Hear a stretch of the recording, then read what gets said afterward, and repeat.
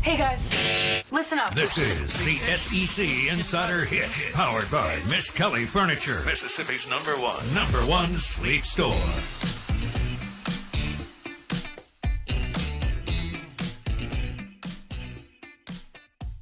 We'll be live from Rick's Pro Truck, RPT Commercial. RPT Commercial. There's 3 locations, as you know, but I can't be at all 3 at one time.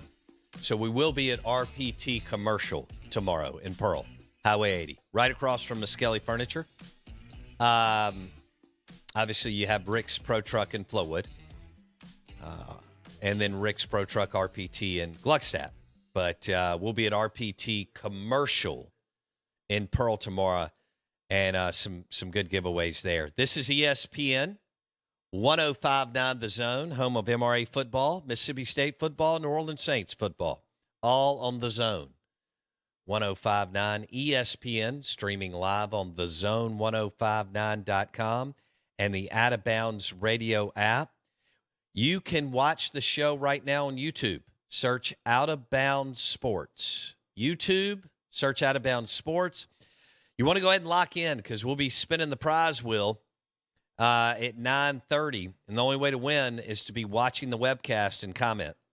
So YouTube, Out of Bounds Sports, Facebook, The Out of Bounds Show. Want to say good morning, welcome in. Boy, we got a big one in Tuscaloosa this weekend. The mighty Texas A&M Aggies, who I think are a 24-point underdog, to the Alabama Crimson Tide.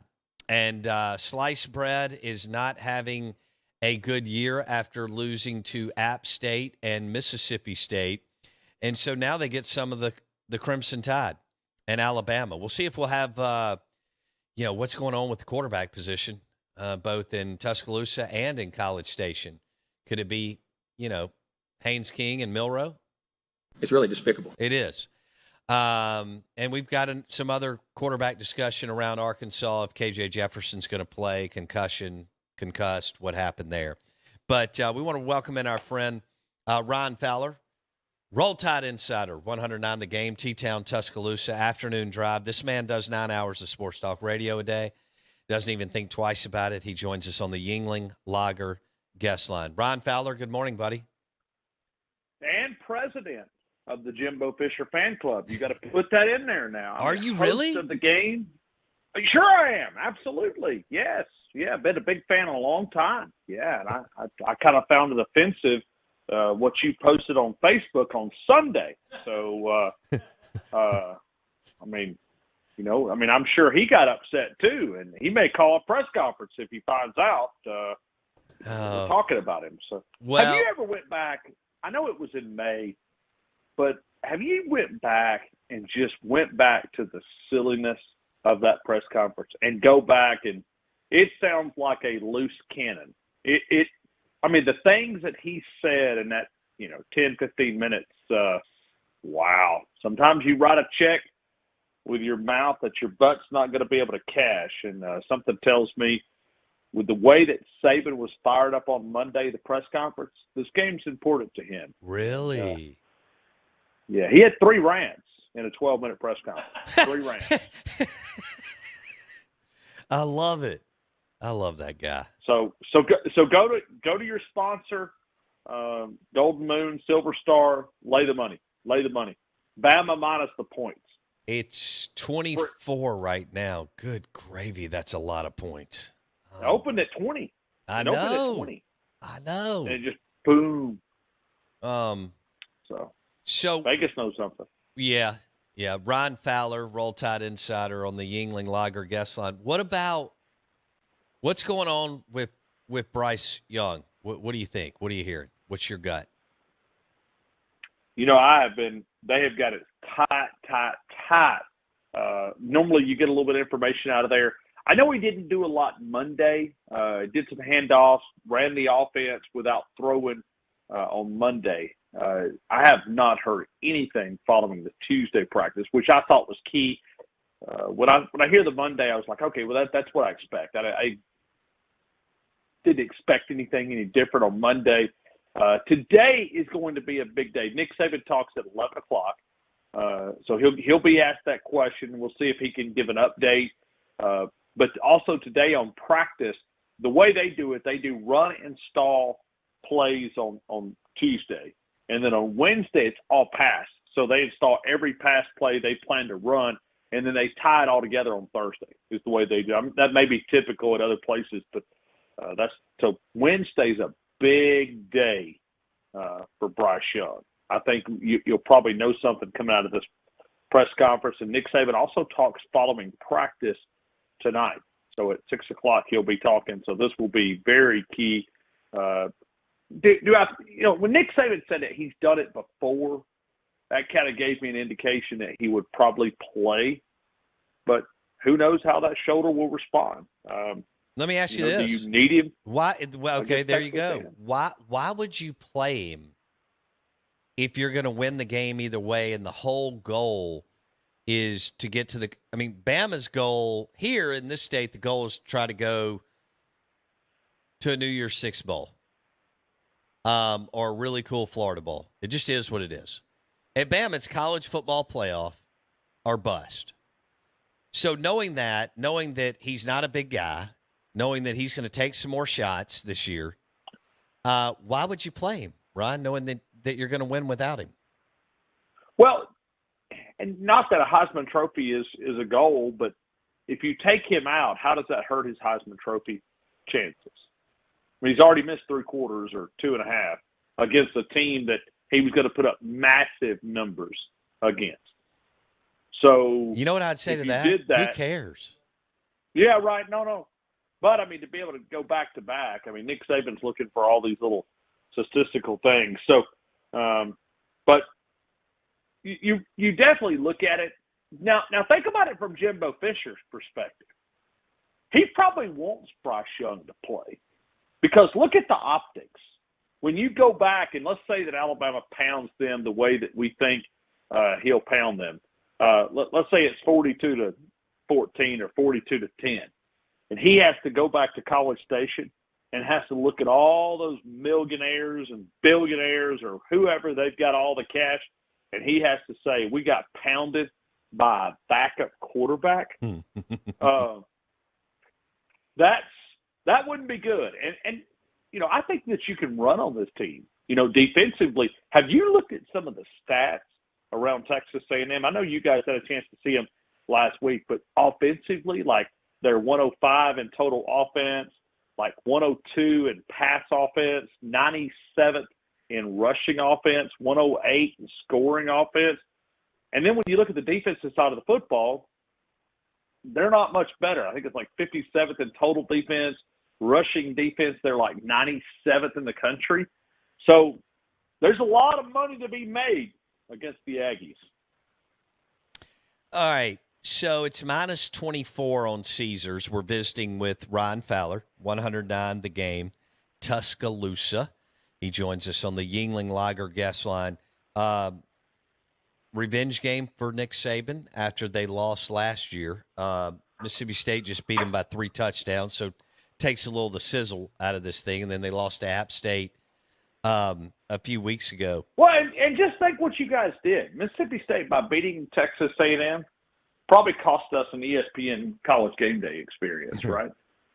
Yeah. Thanks, State. Appreciate that. Now they're going to Kansas. Alabama fans didn't even know Kansas played football until that was announced. Okay, so your takeaway on Bama, Arkansas. Tell me about Milroe. He can run it. Golly, he's got some speed. He's light years away from having a good, passing game, right? I mean, he needs a lot of tutelage, a lot of reps, and a lot of development. He's really raw there. But as far as running the football, dude's dynamite. Tell me about Milroe, the backup QB, or maybe the starting QB this weekend, but backup QB at Alabama. I think there's some limitations on the passing side of things, but I still think that you can run an offense through him. And, I think when you look at, the dips and the dunks and the screens, which really, in some ways, they've not been a part of what Bryce has been able to do. So I think you can do a lot of things, probably a lot of bubble screens, probably just a lot of running back screens. the intermediate stuff. But I think if you get that rushing attack, which I think fired that offensive lineup, because it was the first time to me this offensive line, even before Bryson went down with an injury, I think you could do some things with Jalen. But no doubt, he's not where he wants to be with the passing side of things. That's the accuracy seems to be a little bit of a problem. And at some point, when teams get their recipe against him, they're probably going to load the box, and he's going to be able to make some money down the field if he can connect with some of those. We'll see. But young man is a giant. He's the fastest guy on the team at his size. That says something. I mean, that says really all you need to look. But if you look at him, he looks like a linebacker. He got to the second level against Arkansas and ran past all their DBs. I was like, what in the world is going on? It looked like high school football. This is going to be 2010 Alabama football. They're going to run Gibbs and Milroe, maybe one other dude, and they're going to rush for over 300 yards on Saturday night. So just pound it. Now, I mean, because that really humiliates a team. See, I'm looking for ways to embarrass Jimbo here. I mean, does that hurt it, guys? Y'all don't realize. I think this is personal with Nick Saban, and I don't think many games get this way for him. Sure. When I saw the press conference on Monday, if I could have went straight to Philadelphia, Mississippi, and lay the cash, I would have bet the farm. But I couldn't get there fast enough. The line had already moved. Nick Saban, I'm telling you, the three rants. I've never seen three rants in a press conference. He was charged up. I mean, he was ranting about everything. I mean, they asked him about social networks, and he went on an entire spiel. Then he talked about he didn't listen to the fans. That they all they did was make. Now, I mean, there was nobody immune. He even got on to Bryce Young for not throwing the ball away when he got hurt. And then he realized he's like, well, he is a competitor. So, there was nobody immune to the Nick Saban verbal rants on Monday. So he lectured the fan base, Bryce Young. Oh, the media. Okay, I love it.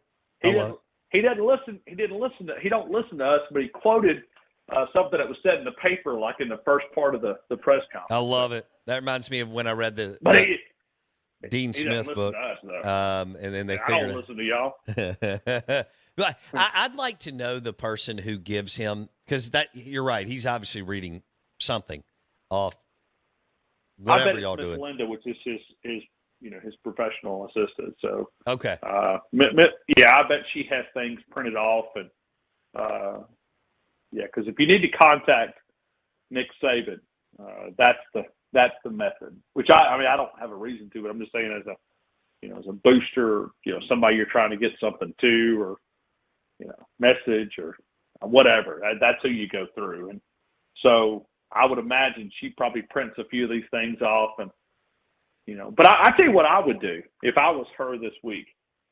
I'd get her iPhone out, and I could send her the audio clips and just play like Jimbo Fisher from back in May the 19th or whatever. Right. Just like, hey, Coach, you got a voicemail here. You despicable whatever. Somebody needs to look into what God, because didn't he call him God? He said, God, what God's doing. And then he said, God's not, the way that he did it. Go ask people that work for him. Anyway, some of the things that he charged up that he said, I just play those audio clips. And, I go back to SEC Media Days when you and I were over in Atlanta. Yeah. A lot of those players would not even respond to the questions about Texas A&M. And they said, we're going to let our play do the talking. We're not going to say a word. They are going to – I've been tweeting this since June. Bama by 1 million. And the only reason why it may not be worse is because they'll do it on the ground with Milroe and Gibbs. But a backup it's going to take a little bit. quarterback? It's going to take a little bit longer, maybe. I know they'll have explosive plays, but take a little bit longer to get down the field compared to if Bryce was healthy. No, you're right, though. I mean, to get beat, let's say Bama doesn't score as much, 35 to – I don't even know if I just watched them play. They're horrific on offense. I don't even know if A&M can score 10 points against y'all, Fowler. All right. So let me throw the question, okay? Debate this with me here. Talk this out a little bit, okay? When you look at Jimbo Fisher, with what they've been given, you're hanging your hat on a win over Alabama. You got the win over Alabama. You've had all this drama. If you're Texas A&M, because if you start looking at wins, like Ole Miss, you got to remember, Jimbo went after Lane first before he went after Nick Saban. I know. So when Ole Miss has to go out there, correct? Yes. That's a loss. That's a loss out there. Here's a loss. So there's 5, right? No, 3, 2, 4, and then there's another one out there too. So if they finish 7-5, 8-4, how much pressure's on Jimbo Fisher? Could they pull the plug? He could lose 1, 2, 3, 4 more games easily. Blake, what does that put him at? 4? Well, he's got 6 and 6 now. 4 more. Yeah, he could lose 4 more games. All right, they're losing to Bama by 1 million. He could easily lose to Ole Miss at home, Florida at home, and LSU at home. And I'm not sure that at South Carolina, they're terrible. But so is A&M. No, South Carolina could win that game 10-7, or A&M could win that game 10-7. And Auburn, those aren't gimmies on the road. They're just not. Yeah, so 6 and 6. Kind of look at all right, 6 and 6, 7 and 5. Repeat the question. Okay. Do you think Jimbo Fisher gets pressure coming out of College Station? 6 and 6, 7 and 5. I do. I think That's it's next year. That's a lot of money. It is, but it's not for them. In the grand scheme of things, for me and you and 99% of the people in the world, it is. It's a rounding error. 80 to 90 million for that alumni base. I mean, you know the drill, Ryan. They've got a $12 billion endowment. It's chump change. I know it sounds crazy. Right. It's chump change. All right. So they fire him. Does Nick Saban reach out to Jimbo and offer him an analyst position? No. I think that, first of all, Jimbo's not good enough as a – well, neither is Bill O'Brien. Well, he can show you what not to do. Well, yeah, I mean, Saban actually hired 2 excellent play callers in Lane Kiffin and Sark. And then their talent is so good that they can overcome Bill O'Brien play calling. Bryce is so good. The receiver. I know the receivers aren't Devontae and Waddle, but they're still good. We always like to compare our players to the greatest that have, or to the best that have been through at that position. But they're still more than talented enough to do the things. So, by the way, you're going to miss out on Lane Train. You know how you've been dropping, Lane to replace Saban? No, he's coming here. You're going. You know why? Because he's going A&M. He's going to Auburn. Oh. I think that could be in play, but A&M is the goal. He's not going to Auburn. He's not. Listen, he would if they offered. Auburn. Well, let me tell you something. That dysfunctional base over there. Listen. They better just go get them an assistant coach somewhere. And I've questioned really what can they do. They're going to swing for the fences. You're going to hear all these big names, but at the end of the day, they've always had to settle for like their 3rd and 4th choice, and then come out and tell us that he was number 1. They did it with Gus. They did it with Brian Harsin. Lane to Texas A&M. Well, now the Urban Meyer sweepstakes is still out I there, will tell you, that's true, and Urban may consider that job too. That's a big enough, even though they haven't won at a blue blood level because they're so rich and the resources. Urban, that's a good point. It could be an Urban, Lane, but see, I think they're going to take out Ross Bjork too in the whole shuffle. So it will be what we see now. You know how every now and then a very reputable, successful booster will be the one that's leading the along with the search firm, leading the search. I think that's how this thing's probably going to play out in A&M at some point. But he seems. I mean, Lane Kiffin seems happy in Oxford. I know he charged up at the fans last week, and he was like you mentioned Saban lecturing everybody on Monday and went on the 3 rants. He lectured y'all. I think he was really pointed towards you, but he lectured the media. He lectured Bryce Young, and he lectured the fans. Kiffin did not take his foot off the gas last week on the Ole Miss fans. No. Now, they showed up, Ron. They packed that place in Vaught Hemingway because I think he was like, hey, man, I've won 17-20. I need y'all to come out. It doesn't matter if we play at 8 o'clock in the morning. And they did. So credit to what – but he's playing with house money right now. He's going he wants to go somewhere he can win a national title. I mean, but you realize what Lane Kiffin has done. It's incredible. It's incredible. It really is. It is. It from remarkable the energy, promotions. I mean, they got a dog. It's got like 40,000. I know. It's the coolest thing ever. Just ask anybody here. Yeah. I mean, it's pretty awesome what he's been able to do, and I think he's made it a better job if he does leave. Oh, I could not agree more because Lane uses the media and social media to extend the Ole Miss brand and extend his brand. Absolutely. Look at me, mend to the fences when those Ole Miss people, after calling Hugh Freeze a snake oil salesman a few years ago, and they got mad at me. So did they really? But I was right.